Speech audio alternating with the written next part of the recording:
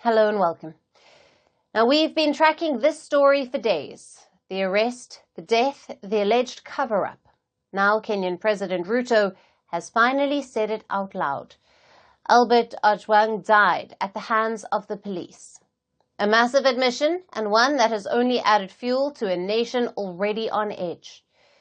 It can be considered official. The president himself has said it. Albert Ojwang, the 31-year-old who died in police custody, was killed by the very people meant to protect him. In a statement on Wednesday, President Ruto called the incident heartbreaking and unacceptable and ordered a swift, transparent investigation. It's a stunning admission. After days of outrage, protests, and a mounting demand for answers. They are seriously lying to us. They are killing us and keep on lying to us. We will not accept that at all. Albert must get justice. We will be here every day. This is just the beginning. We were here yesterday, and we will be here up to the June 25th, 2025. It will be the culmination of demonstrations for everything, including the protest against the Finance Bill 2025. Remember, Ojwang was arrested for a social media post. He had shared a fake newspaper front page accusing Deputy Police Chief Eliud Lagat of corruption. The headline read, "The Mafia Cop." Then he vanished. Transferred from Western Kenya to Nairobi, and days later, he was dead. Police claimed he hit his own head against a cell wall. But on Tuesday, a government pathologist made it clear. The injuries were unlikely to be self-inflicted. And that changed everything. Protests have been building all week, and President Ruto's administration and his admission has only deepened the public fury. In Nairobi, protesters demonstrated outside the Deputy Inspector General's office. Office of the IG and the Deputy IGs, and we are demanding for them to come out and listen to our complaints. For us, we want specifically Eliud Lagat to resign and step aside from his office so that investigations can be done properly, and he's the main suspect in the death of Albert Ojwang. So we want him to be charged and a trial to be started so that we can determine what exactly happened so that Albert Ojwang ended up dead. For many, this feels all too familiar. A year ago, Kenyans took to the streets against police brutality and corruption. 60 people died. Dozens went missing. Some never came back. And now, another name, another body added to that list. 5 police officers have been removed from duty as the investigation continues. But rights groups say it's not enough. They're calling for criminal charges, not just suspensions. The US and the UK have also weighed in, demanding a thorough independent probe into what they're calling a deeply concerning case. So what now? A presidential admission, a promise of justice, but no arrests and no accountability yet. Ojwang's family and the country want more than words. They want action, and until they get it, the protests won't stop. Now, for more on this, we have with us on the show Luka Nami, an international affairs expert, joining us live from Nairobi, Kenya. Thank you for being with us.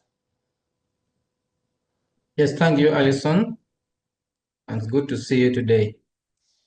And good to have you on the show. What does the death of Albert Ojwang in police custody suggest about the progress or the lack thereof of President Ruto's promises to reform Kenya's security services and to end extrajudicial killings? Yeah, thank you so much, Alyson. As I speak to you, Kenyans are rioting outside this building where I am, right in the city center of Nairobi. So you could hear the gunshots in the background. So please bear with me if the gunshots are too loud. Maybe just to begin, just by explaining to you that the president promised that there will be no more extrajudicial killings. But the killing of Ojwang has actually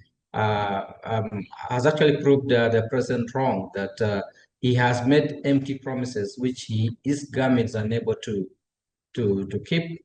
His government is unable to follow through and prevent extrajudicial killings. So what does this imply is that the country is, the public is becoming more and more uncomfortable, more and more agitated. And today, the streets of Nairobi are a no-go zone. As I speak today, the civil rights activists, joined by the youth, the Gen Zs that are actually on the street, they're running battles right in front of our offices here in the city center. And you can't walk on the streets of Nairobi right now as I speak. Parliament has just been reading has just been presenting the budget for the day, but very few MPs were actually able to attend because they cannot be able to access Parliament because of the current riots. So that's the kind of situation that is happening here in Nairobi. Right. And Luke, how might this incident influence public trust in the government and the police, especially as the country approaches the anniversary of last year's mass protests demanding accountability and change? Yes, the president last year during the Gen Z riots that will be commemorated on 25th, just in 2 weeks' time, promised and formed a broad-based government.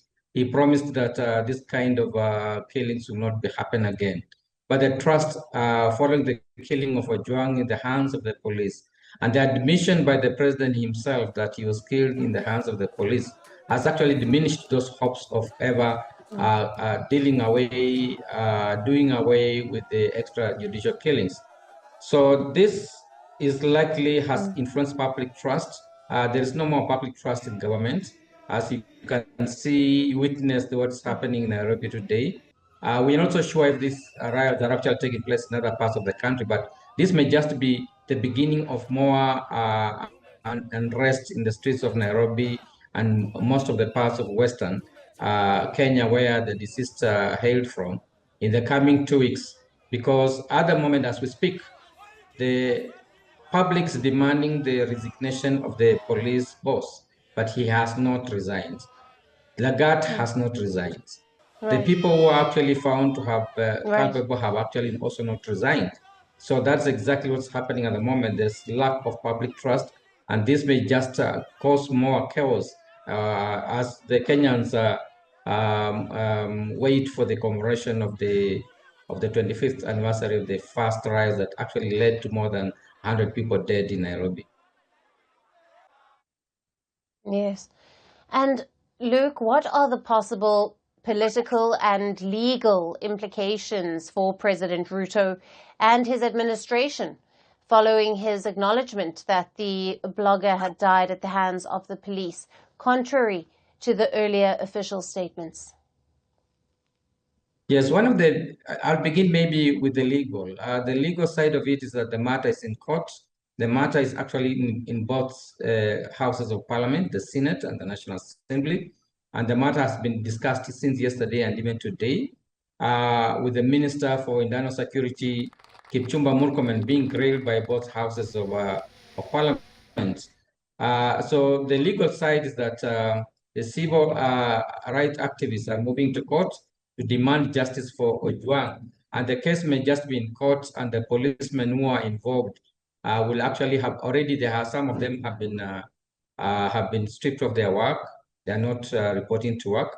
But as it is, it's still very unclear whether the police will arrest their fellow police officers and drag them to court. So that will remain to be seen.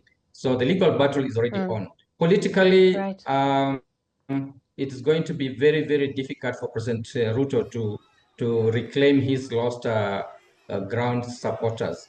At the moment, it's very unfortunate that the activist who was killed in the hands of the police was actually hails from his partner in government, Raila Amolo Odinga, the opposition leader.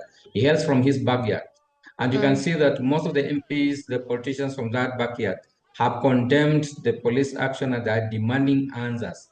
They have actually even made it very clear that they are willing to move or walk out of the government if this matter is not resolved. So politically, the president is now facing it very difficult because the allies he had actually just recently been able to bring on board are actually weighing on whether to continue being part of the fraud-based government or to actually withdraw altogether. Secondly, politically, having impeached his deputy president, the region where he got very many votes, it's unlikely that this kind of event will attract votes for him come 2 years elections in 2027. So politically, the president is facing a crisis where he may find it difficult to push matters through, even in government, in parliament, if this matter of Ojwang is not handled in the best way possible. Absolutely. Luke, thank you very much for being with us on First Post Africa. Thank you so much, Alyson. You're welcome. Firstpost now available in 9 languages on YouTube. English, $36 trillion. French, Le FMI, comme German, Geschäftsführenden Direktor Hindi, $30 trillion kakaljo. Indonesian, Pemerintah tanpa pemeriksaan. Italian, Sekali radikali. Japanese, $4 trilhão. Portuguese, Por causa do próprio balanço patrimonial. Spanish. Beautiful bill. Go to Settings, click on Audio Track and select a language of your choice. Be the first to know what's happening around you in your first language. Firstpost.